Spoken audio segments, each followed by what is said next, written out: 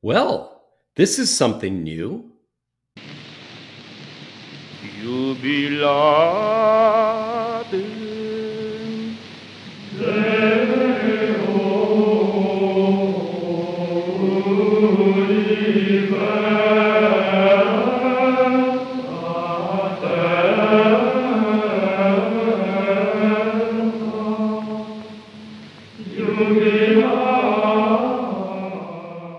ChantHacks with Mark Emerson Donnelly. Hi, folks. Hope you've been having a fruitful Lent. It's the first week of the Passion, and I'm down at Clear Creek Abbey in Oklahoma to work with the monks in preparation for Holy Week and Easter. It's really rewarding to work with the deacons who will be singing the part of the chronista, or narrator for the four Passion accounts, and also the exultet for Easter Vigil. I had a session yesterday evening with the Schola working on the reproaches for Good Friday. However, what is equally satisfying is working with a lay brother who used to be a farrier, that's a horseshoer, who now, as a monk, wants to learn how to sight sing. Another brother, after 6 years, is preparing to take his final vows. He's not a singer, but he has to sing 2 lines of music for his profession. He wants to do it well and is so willing to learn. It's humbling to be part of something like this. Today marks the first of what I hope are several interviews for ChantHacks. We're starting off with a bang, as I have a guest, Charlie Weaver, from the renowned Julliard School of Music in New York. Charlie teaches historical performance there, as well as plucked instruments, that's guitar and lute, Baroque theory, improvisation, and coaches chamber music ensembles. This guy's up there. He's also a follower of Doms Macro and Gajard. If you don't know who they are, you haven't watched the previous 10 ChantHacks. Suffice it to say, he's a dyed-in-the-wool old Solemer, like me. Before we get on to today's episode, make sure to sign up for my newsletter so you can get the latest update on my musical projects. One of the things I could be working on is composing a hymn, motet, or mass commissioned by you for your parish or for a special occasion. See the description below to learn more. I'm also available for private voice sessions, online or in person, to further refine your chant singing or singing in general. Send us an email to the address below to set up a free 25-minute intro lesson. Lastly, a big thanks to everyone who attended our recently concluded ChantHacks webinar. We had a great time with excellent questions and discussions. Charlie and I had a great conversation on several topics with regard to the chant. The next few ChantHacks will include parts of that interview. It may sound like you're dropping into a conversation between 2 music guys, and I guess that's what it is. But I hope you find it interesting and informative. So, here we go. So, talking with Charlie Weaver of Julliard, a fellow Gregorian chanter and follower of Doms Macro and Gajard, I suppose would be a good way to put it. You okay with that, Charlie? I'm absolutely okay with that, and thanks for having me on to talk about this. Oh, you're most welcome. Well, the goal of ChantHacks, or rather why I started ChantHacks, was it's primarily a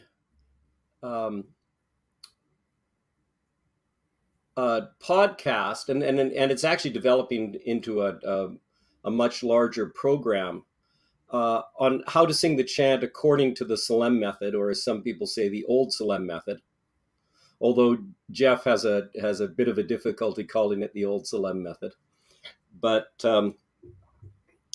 we called it the old Salem Method because back in the 80s, because people started calling semiology the new Salem Method. And then the semiologists didn't like to call it the new Salem Method because they didn't think it was a method. It was just simply a understanding of the notation and what it told you about how to sing the chant. So somehow that wasn't a method. And so, but now we're stuck with, there's no new Salem Method. and the Salem method is called the old Salem method. So it's a hard habit to break, talking about it like that.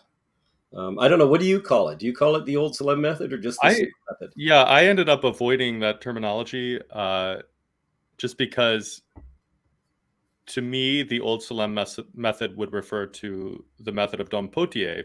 So the way that the Solem monks chanted in the 19th century before Dom Mokro published his own theories of chant. So, you know, if you were writing in the 19 teens or 20s, Mokro's ideas would be the new Solem method, in contradistinction to the old Solem method. So I don't know. I mean,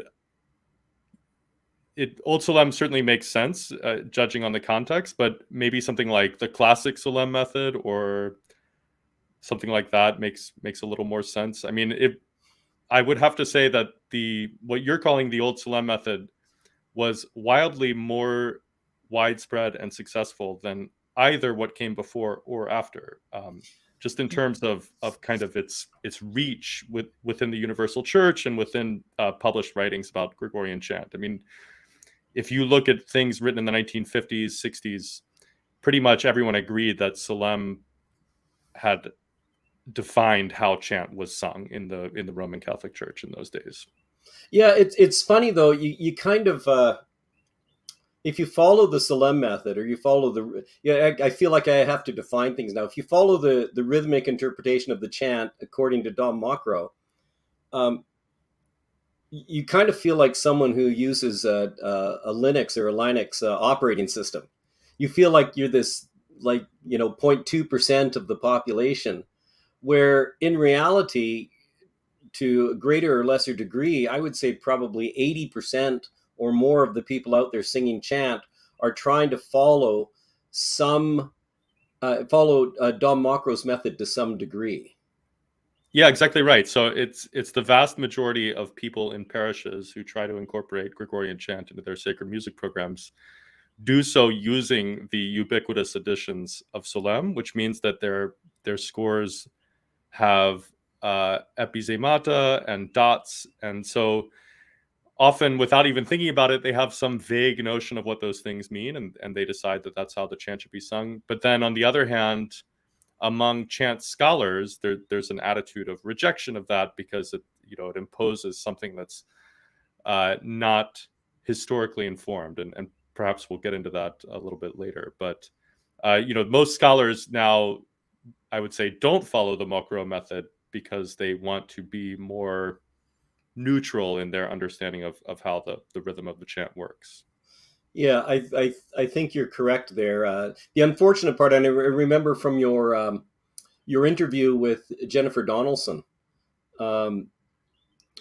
where some people call the old or the Salem method or the Mokro method as being lumpy, and I think a lot of that has to do with the fact that they think the sum total of the method is contained in the introduction to the Liber Usualis. If they even bother to read that. So yeah, well, that's the real rub. It's, so much of it goes unexplained in your typical parish setting. Let's say that you're in a parish where the director has decided to introduce Gregorian chant and doesn't know a whole lot about it. You might be handed a score of an introit or something, and there's some vague discussion of what the symbols mean, but usually there's not enough time spent to really dive into all of Mokro's theories. So you have to separate chant as it's done in kind of imperfect fashion in a parish without a whole lot of understanding, as opposed to chant where the aesthetic of the Mokro method is sort of deeply infused into the practice of a religious community, as at a place like Clear Creek or Fongombo. Mm-hmm. Yeah, exactly. So the thing is, even if a choir director does decide to dive into that introduction, it's still rather cursory with regards to how to sing it. For instance, there's there's very little on the rules of style. Exactly right. Yeah. So you learn that these notes are long or these notes are short, but you're kind of missing the substance of the thing, which is the whole aesthetic of singing a line with a rhythmic motion, as Mokro defines that. Which is, we'll get into it in the questions, but it's really, that's a question of all music. I mean, especially in your position at Julliard, where you teach, I believe you get into authentic performance practice, right? Yeah, such as that is. Whatever, nowadays in the kind of, after the publication of the writings of Richard Taruskin, no one uses the A word, authentic, anymore. Now we just call it historically informed performance or something like that. I like that, actually. I think it's a little better because it's a little bit less grandiose in its aims. We're not trying to actually recreate the way something sounded in the 18th century or the 17th century, because we can't possibly know that. Instead, what we're doing is reading sources at the time, making instruments that are copies of the instruments that were used at the time, and then having that inform our kind of artistic practice. Right. So, well, that kind of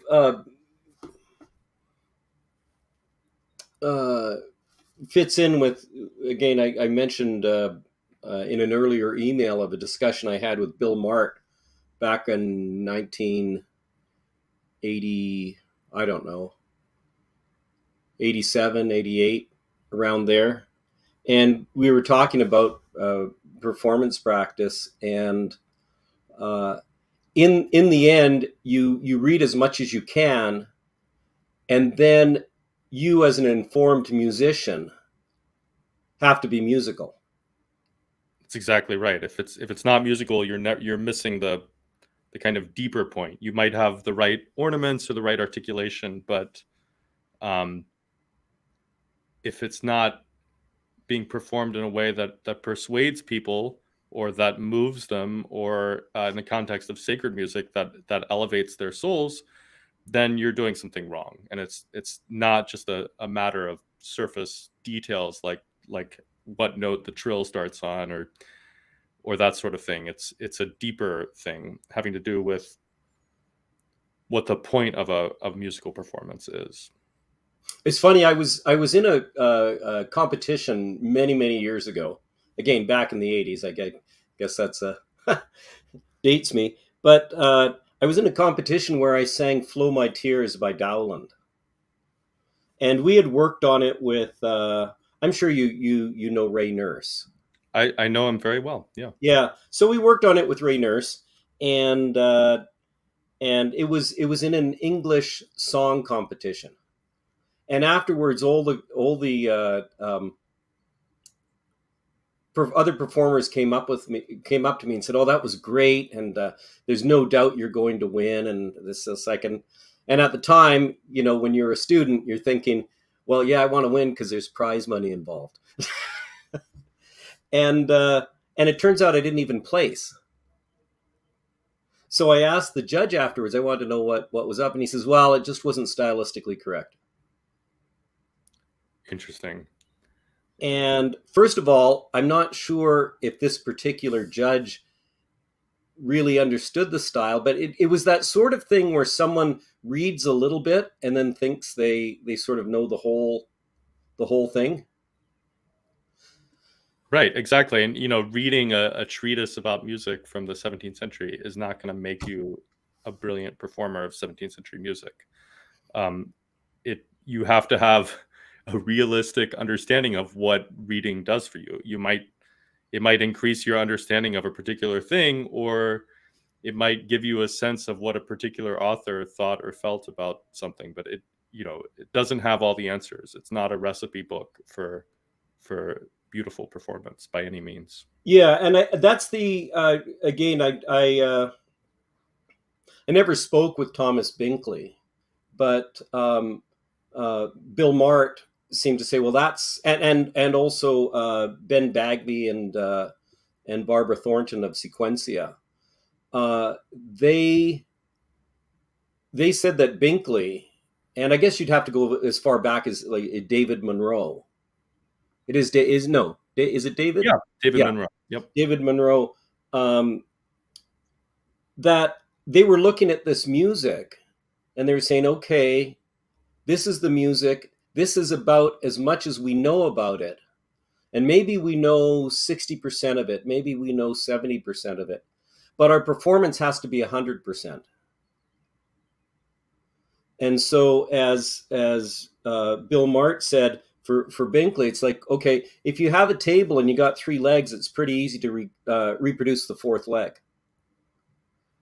But what if you have a tabletop and no legs? You're not going to place it on the floor and say, how do you like my table?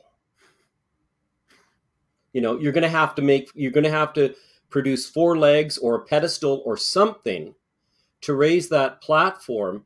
And your goal as someone who wants to present something beautiful to your diners, you want to make that support for the table artistically integrated with the tabletop. Exactly right. The table should have a hermeneutic of continuity. Right. Yes. It shouldn't be it shouldn't look like an art deco support on a classical a Christopher Wren style ornamentation.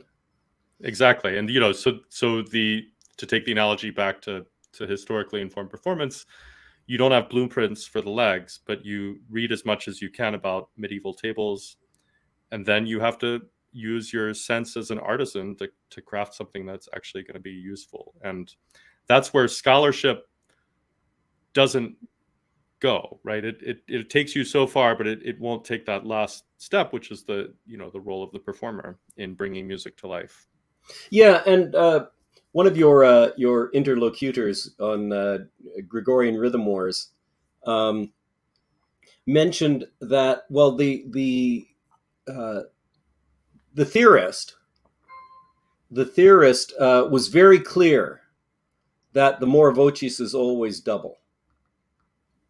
And I'm thinking about, when I was in music school, I was in my orchestration class with Stephen Chapman. We were talking afterwards about, he's a composer, so music. We assumed that he didn't have much to do with musicologists, and he was all about the new. And some of his stuff was far out there. Some of it was pretty good. He was actually commissioned to write the new official accompaniment to O Canada. So that's amazing. That's really cool. Anyway, we were talking about musicologists, and he says, musicologists are like guys who go through the stadium after a football game and sort through the garbage to try and figure out what football's all about. And that's kind of a harsh assessment. But at the time, this was the same time that I lost in that competition. At that time, there was a very, very, the term authentic was used extensively in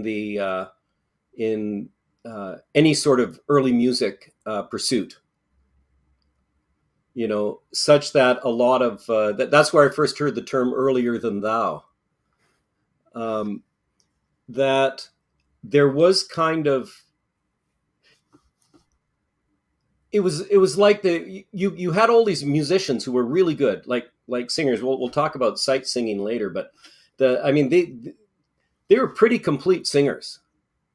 They could do just about anything. I mean, even Barbara Thornton and Ben Bagby, they were in the opera program, I think, at Cincinnati. So they were singing all kinds of music. But back in the 80s, it was very much that authentic performance was divorced from performance. simply. And I find that at a parochial level, when you run into musicians who have some experience, generally they're not necessarily professional musicians, but they're pretty good amateurs, or they're chant aficionados, something like that. But they tend to get lost or buried in this notion of creating something that's almost like a museum piece. You know, it's like going to a exhibition of Greek pottery shards. You know, and you can marvel at it, but the shard is not a pot. Right. Well, I mean, this gets back to what you said about the reason semiologists don't like to call their approach to chant a method, because they stop short of giving you a way to actually be a performer of Gregorian chant, right? You can, the kind of classic source is the big Augustoni and Gerschel book. And I think you have to get to volume 2 of this enormous book before there's anything about neumes of more than one note. So, you know, it would take years and years to develop a practice of singing, which is why it's rather different from the goals, say, of a Dom Mokro who wants to create a way for someone who to create a beautiful performance of Gregorian melody without spending years and years, poring over manuscripts. Mm-hmm. I remember a story of a friend of mine from college who was going to Notre Dame at the time, doing graduate work at Notre Dame, and they were going to sing a mass in honor of St. Thomas Becket. And they had a few fellows who were going to sing in the Schola, and one of the fellows who was a semiologist dropped out just a couple of days before, and he says, "Look, I just don't have time to prepare. I don't have time to go over the manuscripts." And my friend, who was a fairly accomplished musician, was like, "All we're going to do is get together and sing chant at Mass." You know, and they were all students. So you can't put hours and hours into preparing for one Mass. I hope you enjoyed that. Check back for part 2 with Charlie Weaver. Don't forget to subscribe to my newsletter, commission a piece of music, and sign up for some lessons. I'm Mark Emerson Donnelly. God bless.